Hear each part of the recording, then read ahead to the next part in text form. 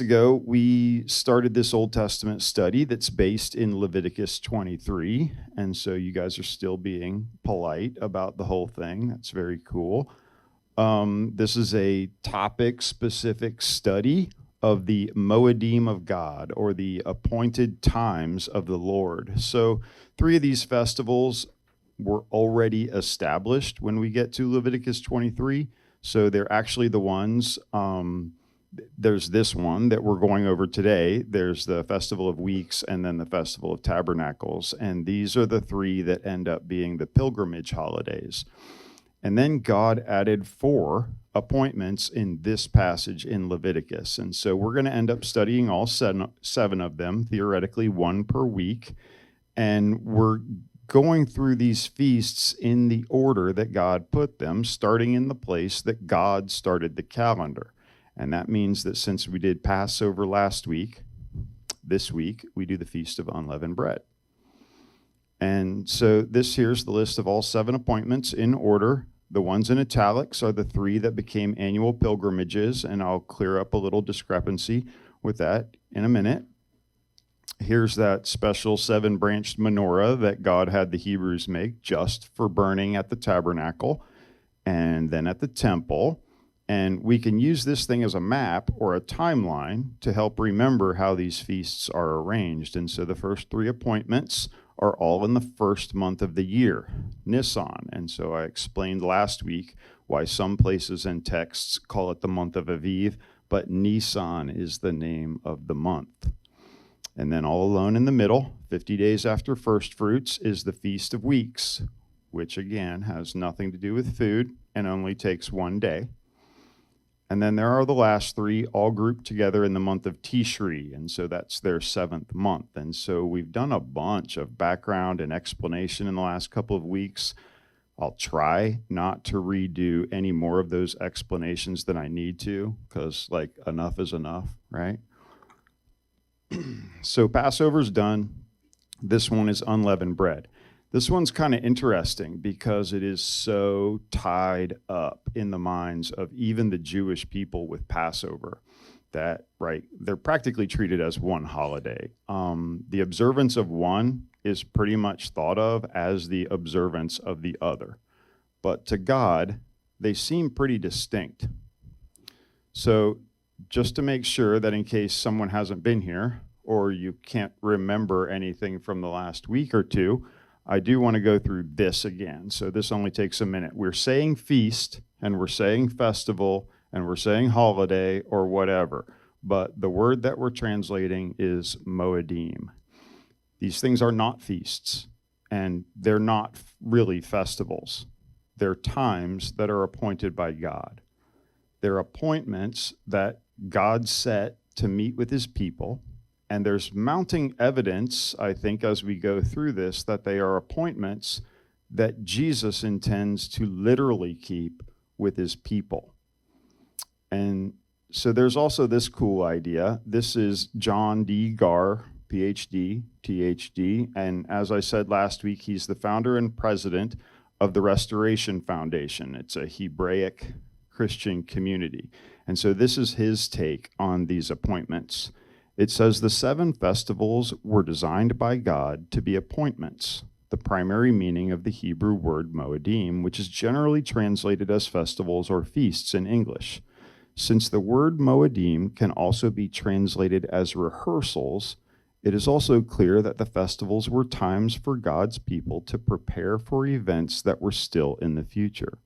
The 7 festivals are appointments that God has set on his calendar for meeting with his people.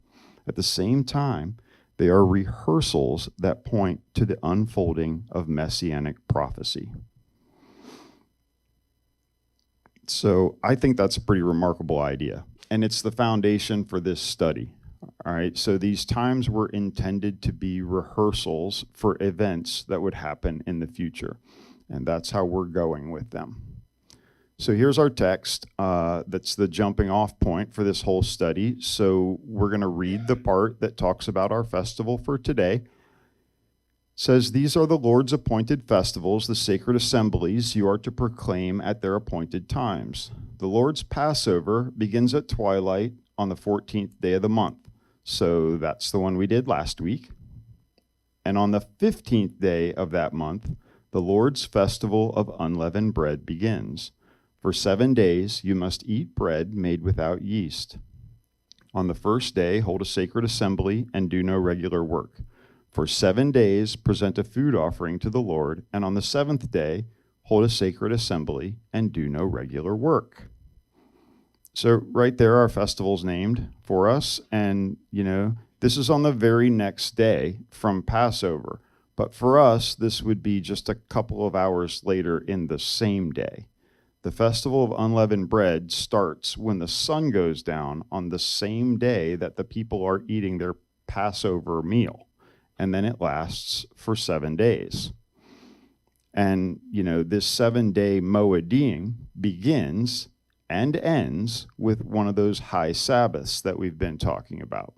And so remember that these are observed Sabbath days that do not fall on the weekly Sabbath, the regular weekly Sabbath.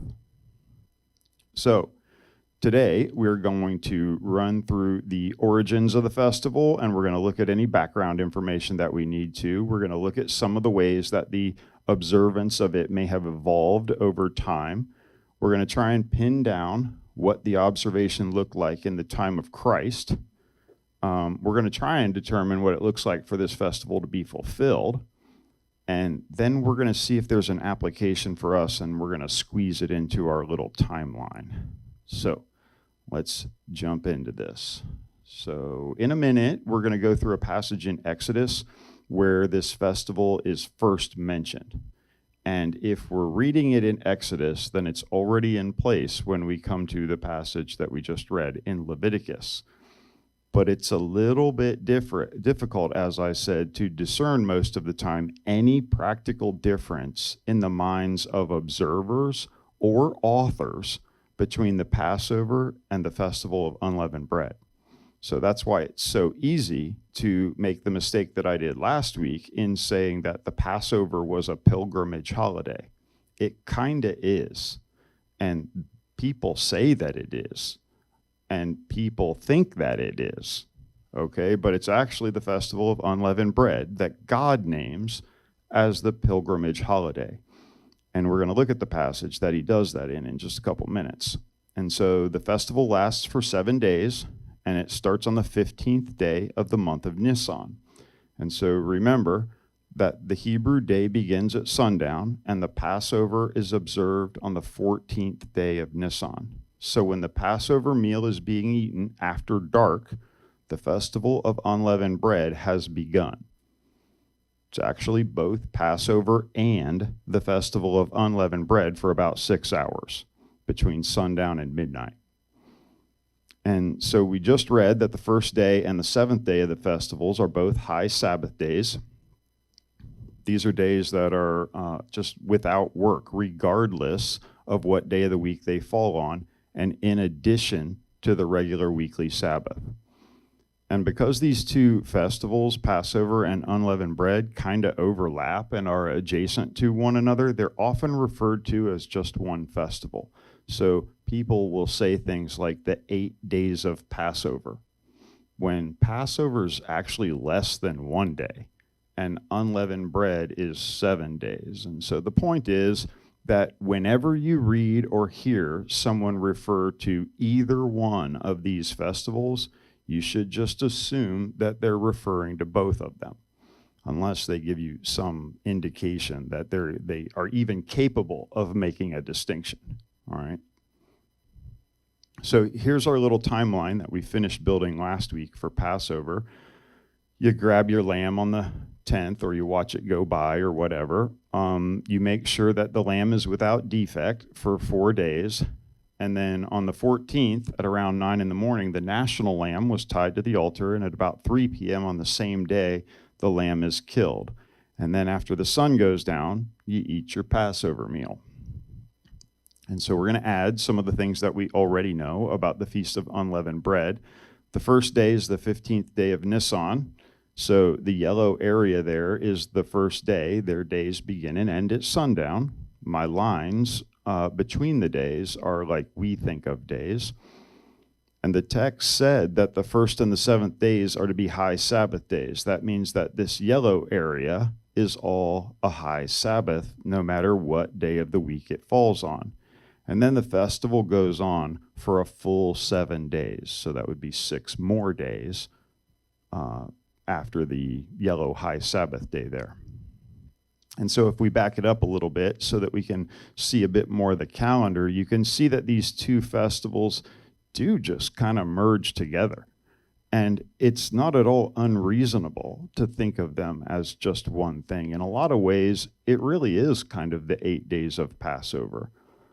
But just as I said earlier, they are intended by God to be distinct. And so we did Passover last week, and I think that we made a decent case for what exactly it was about and what it predicted.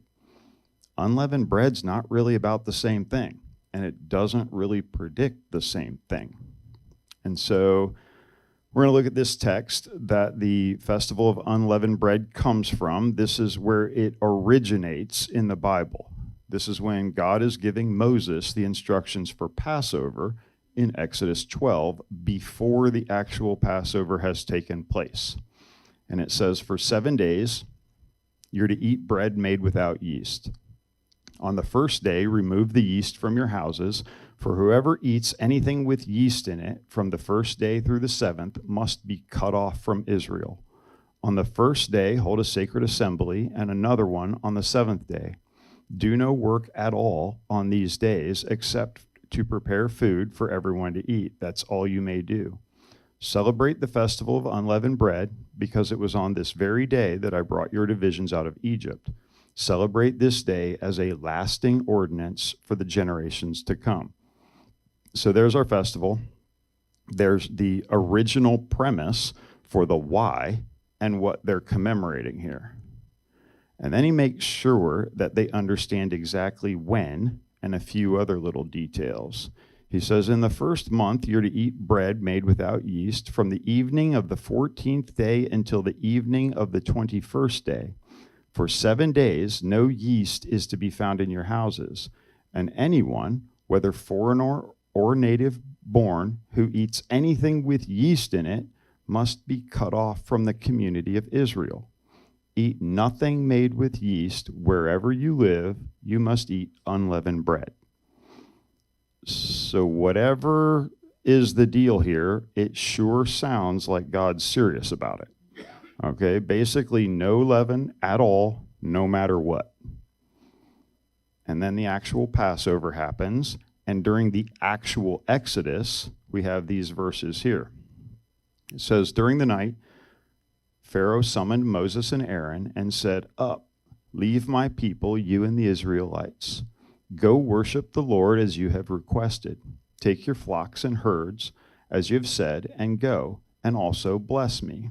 The Egyptians urged the people to hurry and leave the country, for otherwise, they said, we will all die. So the people took their dough before the yeast was added and carried it on their shoulder in kneading troughs wrapped in clothing. The Israelites did as Moses instructed and asked the Egyptians for articles of silver and gold and for clothing.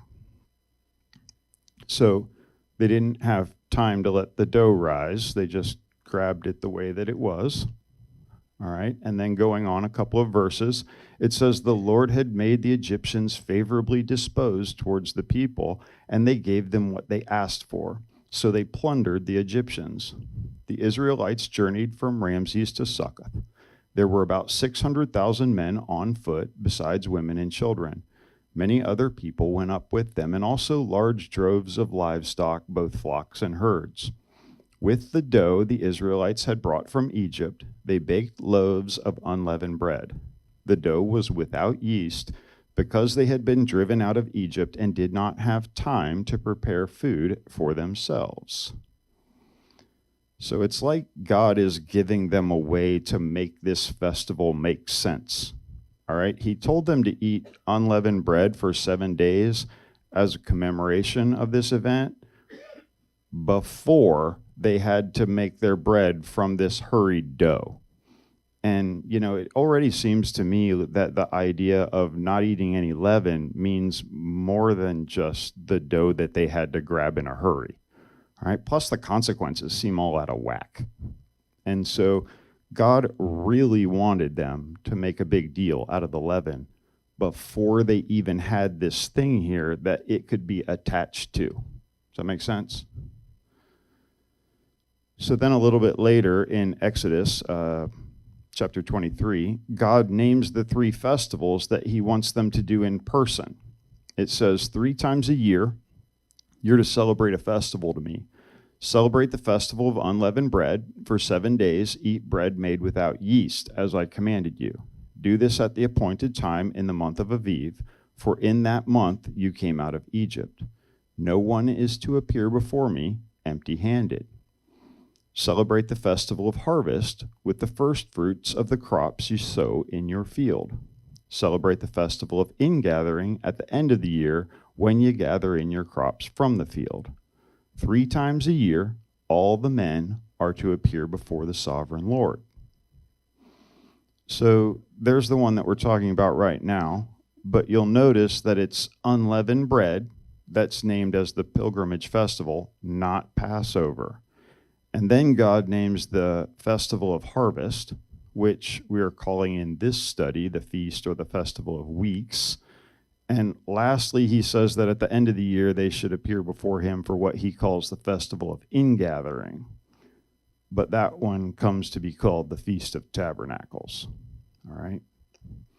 And it seems pretty clear here that God's intention is for them to appear before him 3 times a year, because that's kind of what it says. And wherever it is that God is supposed to be living, they are supposed to go there. If God lives in a tent, then they're supposed to go to the tent. If God's at the temple, then they go to the temple. But what if there's no tabernacle and there's no temple?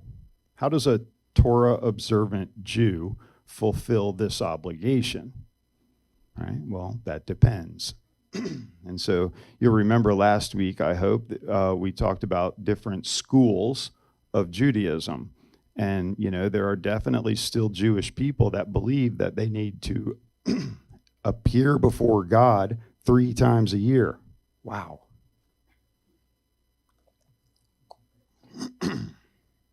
All right. So there are Jewish people who believe that they still need to appear before God 3 times a year at whatever location they can call his holy place.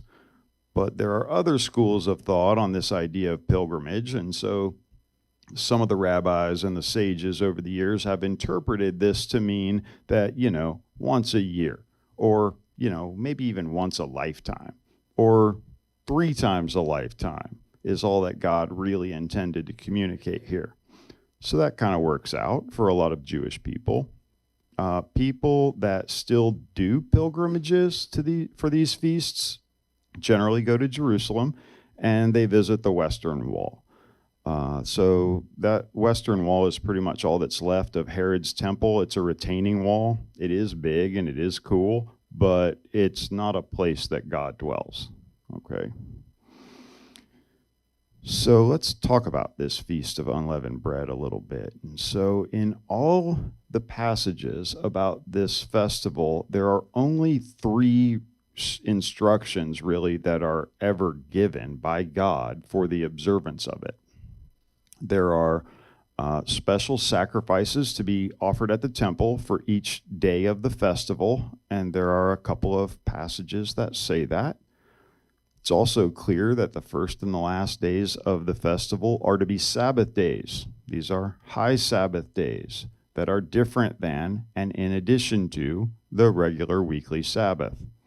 All right, and so there are a couple of more passages that make this instruction clear. I didn't do that. All right.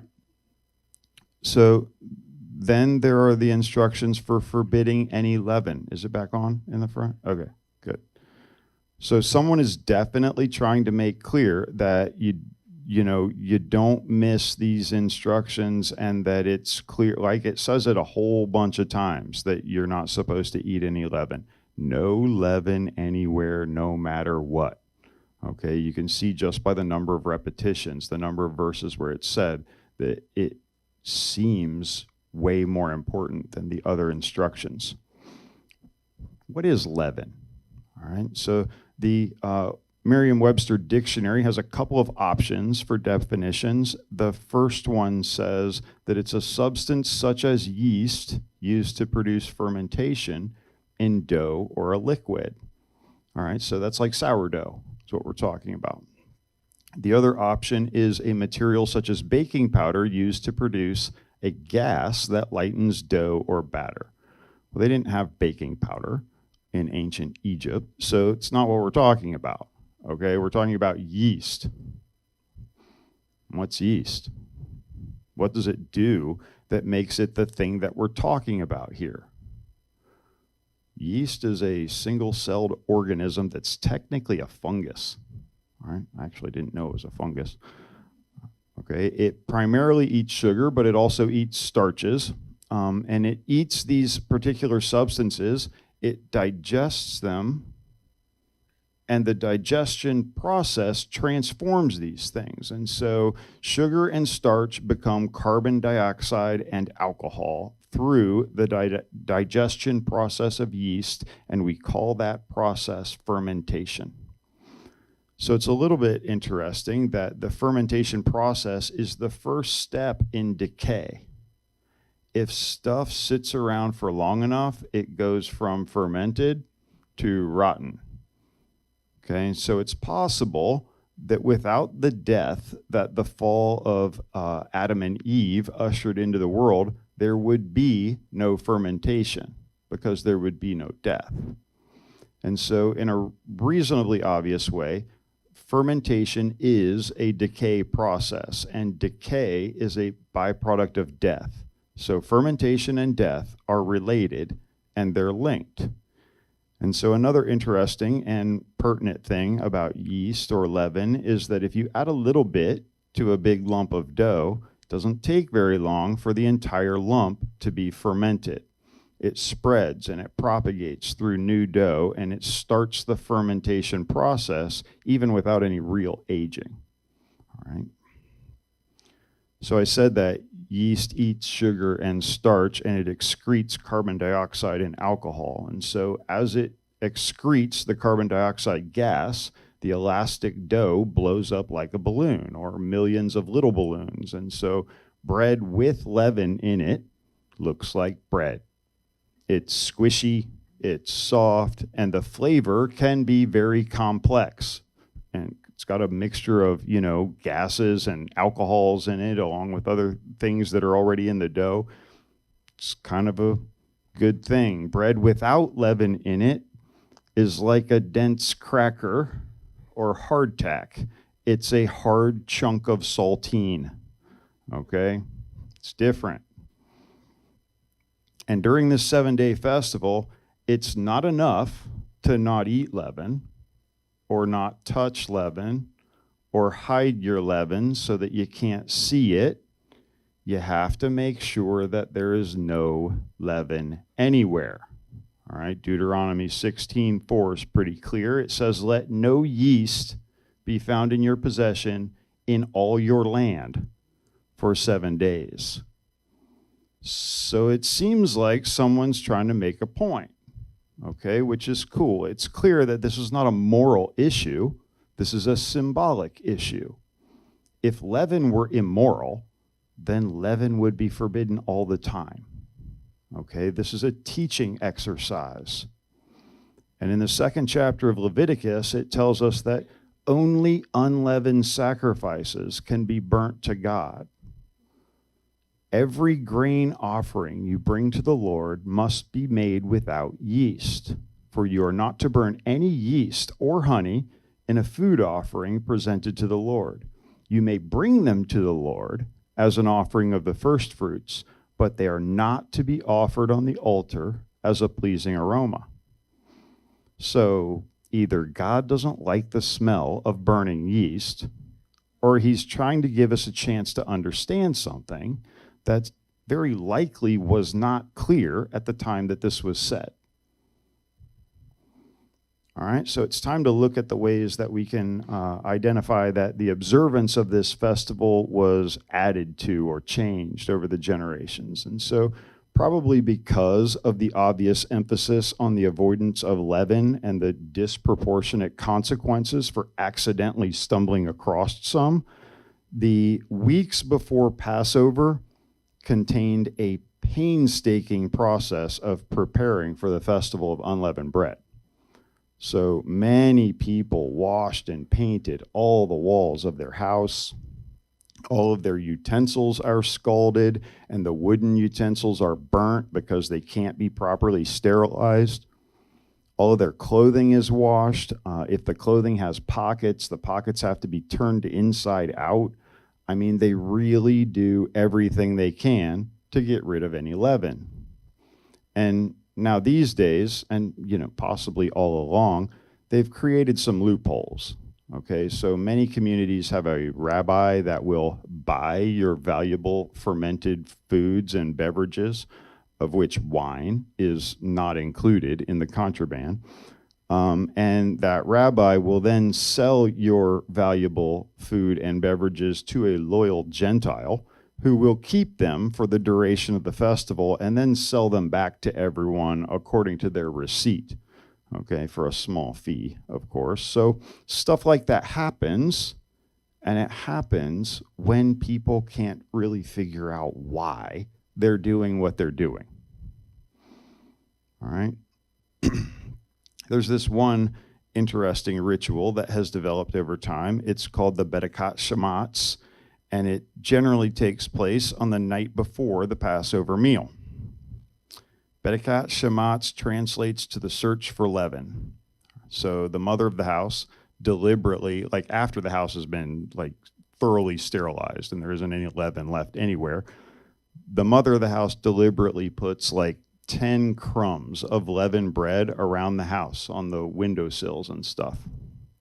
The father goes around the house looking for leaven that they missed in the cleaning, okay? And so he sweeps it into a wooden spoon with an old goose feather, and the whole search is done after dark by candlelight. The children follow the father around. They're very excited. They're encouraging. And once the father's done, and he's sure that there's no more leaven in the house, the wooden spoon, the feather, the crumbs, all of it's put into a little bag or wrapped in a piece of cloth, and it's tied with a string, and it's set outside to be burnt in the morning. All right, it's a cool little ritual. It has lots of variations. But by the time we come to the time that Jesus was here, people pretty much viewed the festival of unleavened bread and Passover as one and the same. All right, so they would like remove leaven from the house in preparation for Passover, which isn't exactly right.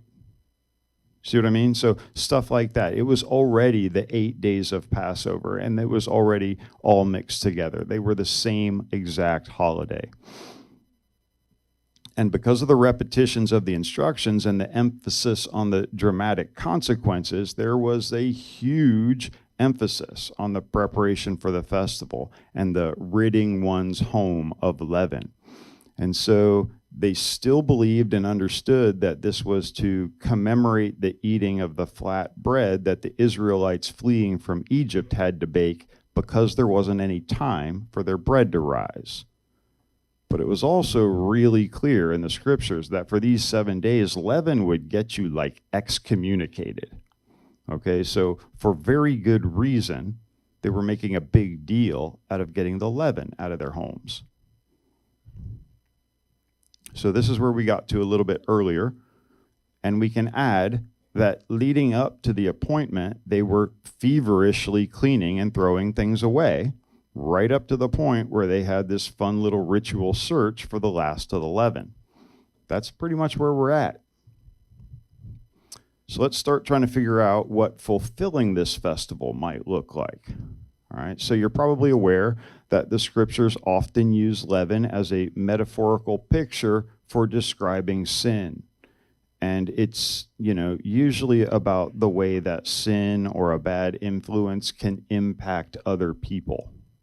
So at one point, Jesus is seemingly talking in generalities to his disciples about the Pharisees and teachers, and he says, "Be careful," Jesus said to them, "be on your guard against the yeast of the Pharisees and the Sadducees." And you can see that he's pointing out the influence that these people's teaching can have on others. And the disciples are pretty sharp. So they think that Jesus has figured out that they forgot to bring the bread for lunch. So a few verses later, he says, "How is it you don't understand that I was not talking to you about bread? But be on your guard against the yeast of the Pharisees and the Sadducees." Then they understood that he was not telling them to guard against the yeast used in bread, but against the teaching of the Pharisees and the Sadducees. So just in case anyone might have thought that this whole conversation was about bread. All right. Paul uses the idea very similarly. The Judaizers were coming behind him and trying to convince the people in the region of Galatia that Christianity was a very Jewish thing. And it is. All right. So they were trying to convince people that you couldn't really be a Christian unless you became a Jew. The whole law, the kosher eating, the Sabbath, the circumcision. All right. And so many people are falling for it. So Paul says, you were running a good race. Who cut in on you to keep you from obeying the truth? That kind of persuasion does not come from the one who calls you. A little yeast works through the whole batch of dough. And so then he's writing to the super screwed up Corinthians, and they have a guy that's involved in like blatant sexual immorality that even the pagans wouldn't have accepted in their midst. And he encourages them to get rid of this guy by saying, "Don't you know that a little yeast leavens the whole batch of dough? Get rid of the old yeast so that you may be a new, unleavened batch, as you really are. For Christ, our Passover lamb, has been sacrificed. Therefore, let us keep the festival, not with the old bread leavened with malice and wickedness, but with the unleavened bread of sincerity and truth." So that's cool. And before we move on, I want to point this out. He says that what they really are is the unleavened bread. And so he's calling them to their new identity in Christ, where they are positionally without sin, as seen by God through the blood of Christ, right? So then we have this thing where Jesus cleanses the temple of the money changers and the people selling doves and stuff. And so at the same time, while the people in the town are running around washing their houses and throwing out leaven, during that exact same time coming up on Passover, this happens. On reaching Jerusalem, Jesus entered the temple courts and began driving out those who were buying and selling there. He overturned the tables of the money changers and the benches of those selling doves, and would not allow anyone to carry merchandise through the temple courts. And as he taught them, he said, "Is it not written, 'My house will be called a house of prayer for all nations,' but you have made it a den of robbers." So he's quoting Isaiah 56 there first, and then Jeremiah 7. But do you see that Jesus is removing the leaven from his house as well? All right, and so this kind of overt, direct physical confrontation is a little bit uncharacteristic of most of the ministry of Jesus.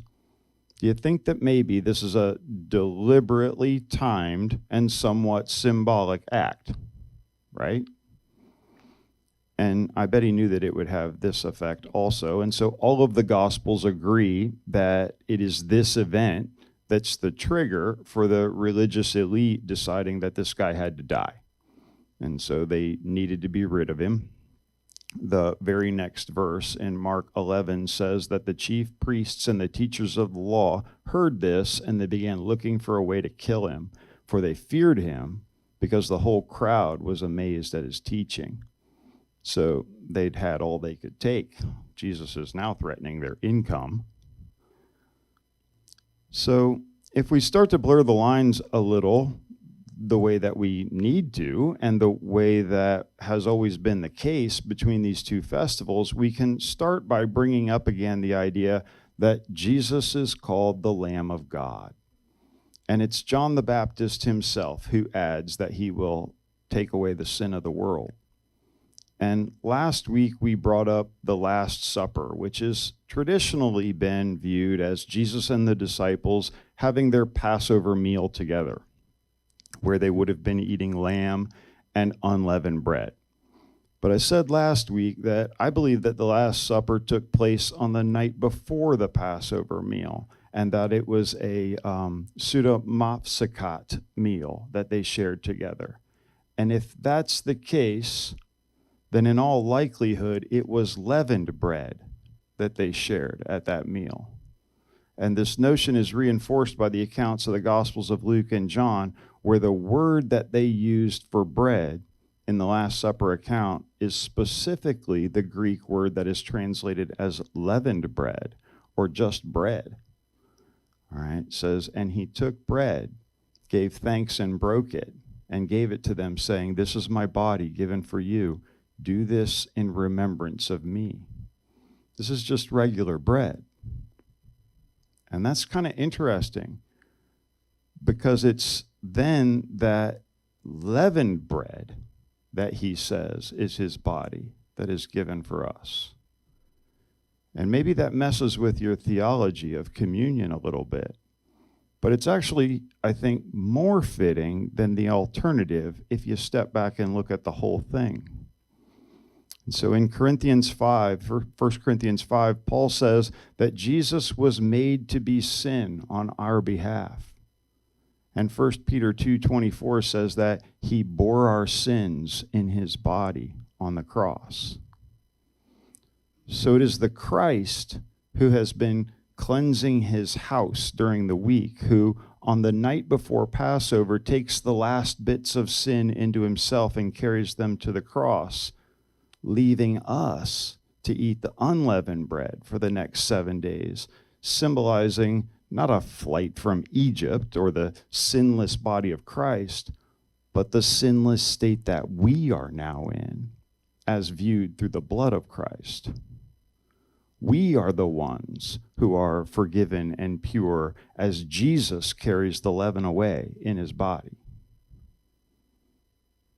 All right, so one more little tidbit here.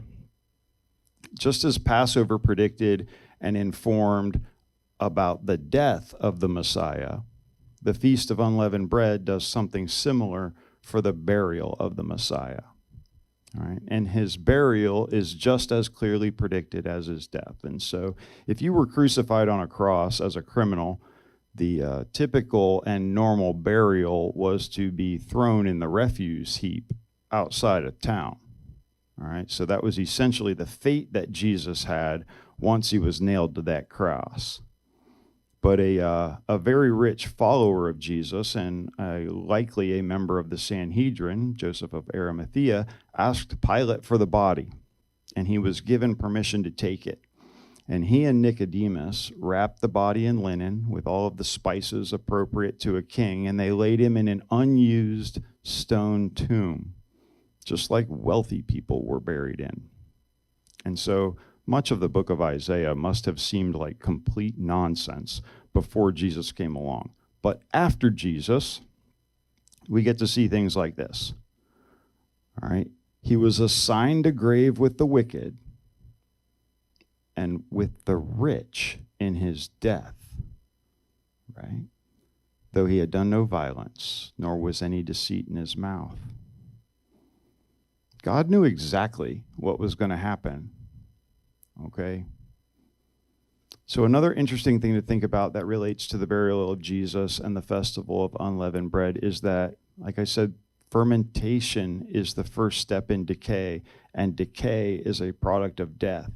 Death is a consequence of sin and the fall.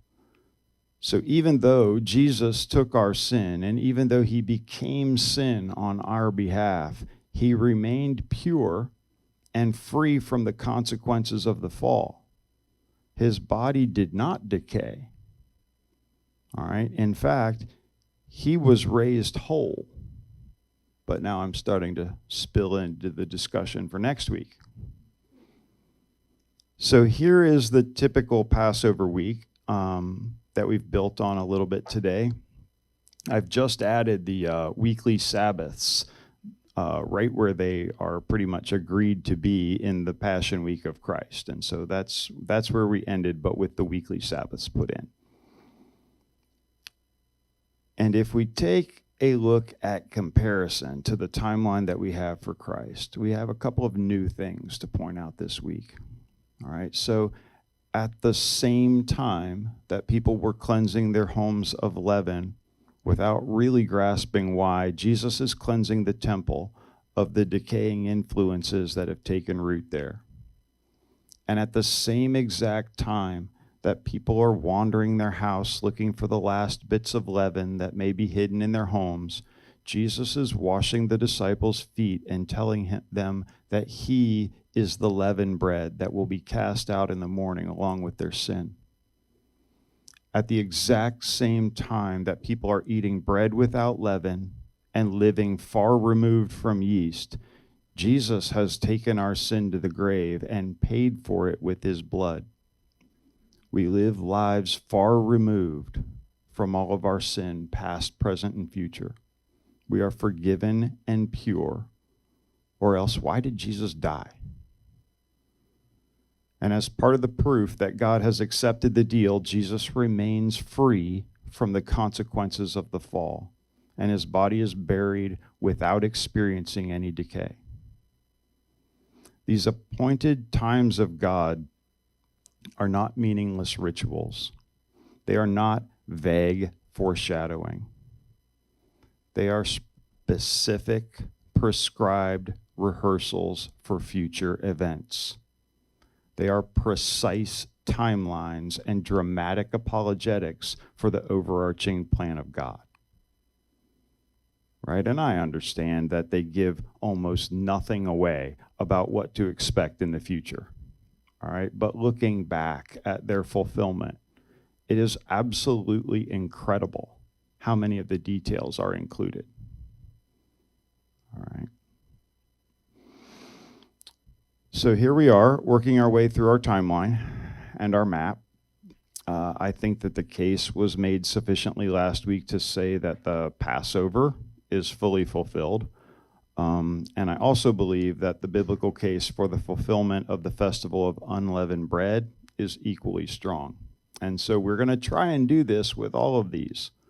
We'll obviously at some point be looking into the future instead of looking into the past, but with a number of these Moedim fulfilled, we should be able to start to understand and predict what we can pull out and what we might be given the opportunity to rehearse for, right?